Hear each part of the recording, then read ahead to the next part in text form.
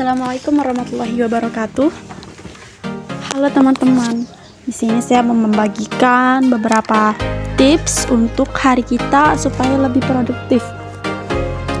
Jadi, perlu kita ketahui, hari yang produktif itu memang hal yang tidak jarang kita dengar, tapi cara mengolahnya itu kita perlu ilmu juga, bukan?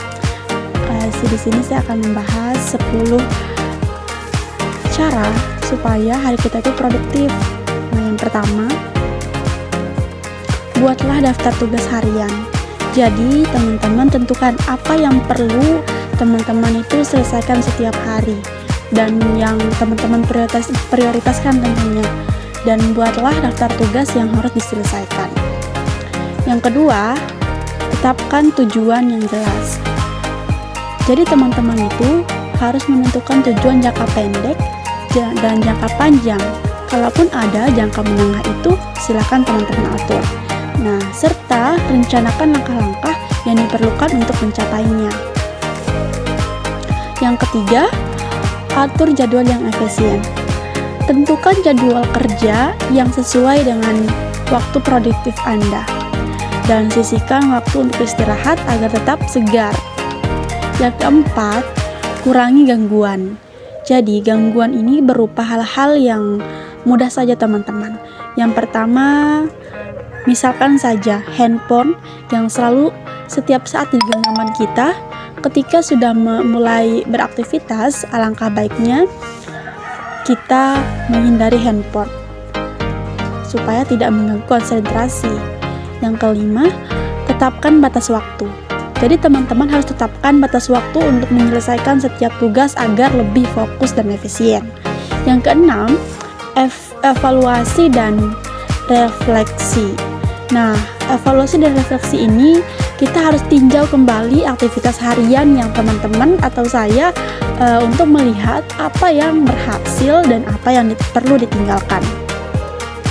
Yang ketujuh, pelajari teknik manajemen waktu. Nah, pelajari teknik manajemen waktu yang efektif, seperti teman-teman bisa mempelajari metode Pomodoro atau metode Eisenhower untuk membantu teman-teman untuk mengatur waktu dengan baik. Nanti saya akan jelaskan di tahap terakhir ya. Nah, yang kedelapan, jaga keseimbangan hidup. Pastikan kita itu memiliki waktu untuk beristirahat, bersosialisasi, dan menjaga kesehatan fisik dan mental. Jadi tidak fokus ke mental saja, namun fisik juga harus dibentuk dong. Harus tetap sehat maksudnya. Yang kesembilan, tetapkan prioritas. Jadi kita itu harus fokus pada tugas yang paling penting dan mendesak terlebih dahulu. Kemudian lanjutkan dengan yang lain. Nah, yang terakhir yaitu belajar dari pengalaman. Karena pengalaman itu adalah guru terbaik untuk kita, ya kan? Nah, kita itu harus evaluasi aktivitas harian kita. Identifikasi apa yang telah berhasil dan apa yang perlu diperbaiki. Lalu terapkan perubahan untuk hari-hari berikutnya. Nah, begitu teman-teman. Oke, saya akan membahas metode Pomodoro. Nah, metode Pomodoro yang saya jelaskan di bagian 7 tadi, itu tuh teknik manajemen waktu yang dikembangkan oleh Francesco Cirillo pada akhir 1980-an. Metode ini mengharuskan kita untuk bekerja dengan fokus selama periode tertentu. Nah, disebut Pomodoro itu, makanya disebut Pomodoro karena kita itu bekerja dan fokus pada waktu tertentu yang biasanya berlangsung selama 25 menit. Nah, diikuti oleh istirahat singkat selama 5 menit. Setelah 4 Pomodoro, Anda atau kita dapat mengambil istirahat lebih panjang, biasanya sekitar 15-30 menit. Nah, tujuan dari Pomodoro ini adalah untuk meningkatkan produktivitas dengan mencegah pekerjaan menjadi potong-potongan kecil yang lebih mudah dikelola dan untuk menjaga konsentrasi tentunya selama periode waktu yang singkat.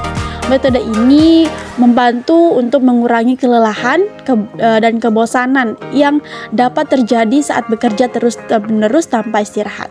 Nah, selain itu, metode Pomodoro juga memungkinkan kita untuk mengevaluasi seberapa banyak sih waktu yang kita habiskan untuk setiap tugas, sehingga kita dapat menyesuaikan estimasi waktu yang diperlukan untuk tugas yang serupa di masa depan.